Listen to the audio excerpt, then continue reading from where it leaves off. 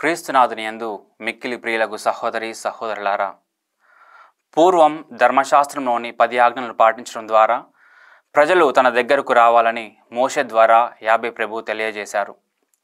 అయితే ధర్మశాస్త్ర బోధకులు పరిసయ్యులు మాత్రం ఈ 10 ఆజ్ఞలను 650 నియమాలుగా చేసి ధర్మశాస్త్రాన్ని తప్పుద్రోవ పట్టించారు. ఇలా దేవుని చిత్తం ఒకటి కాగా ఈ ధర్మశాస్త్ర బోధకులు పరిసయ్యులు మాత్రం కేవలం తమ స్వలాభం కోసం ఈ నియమాలను ఇంకా అధికం చేస్తూ ప్రజలను తప్పుద్రోవ పట్టించారు. ఇలాంటి వారిని సరిచేయాలని, సక్రమార్గంలో పెట్టాలని క్రీస్తు ప్రభు వారు వచ్చున్నారు.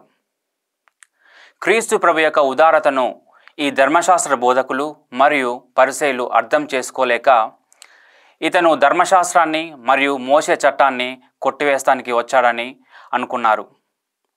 సాధారణంగా మనం ఒక మనిషిని అర్థం చేసుకోవాలంటే చాలా సమయం పడుతుంది.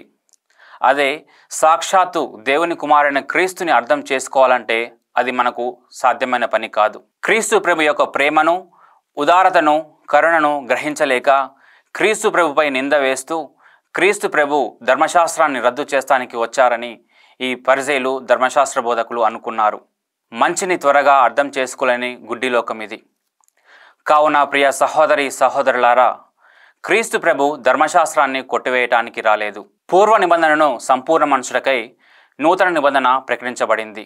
అనగా మానవుల రక్షణ ప్రక్రియ అనేది పూర్వ నిబంధనలో ఎరుకపరచగా దానిని నూతన నిత్య నిబంధనలో క్రీస్తు ప్రభు దానిని ఫలభరితం చేశాడు.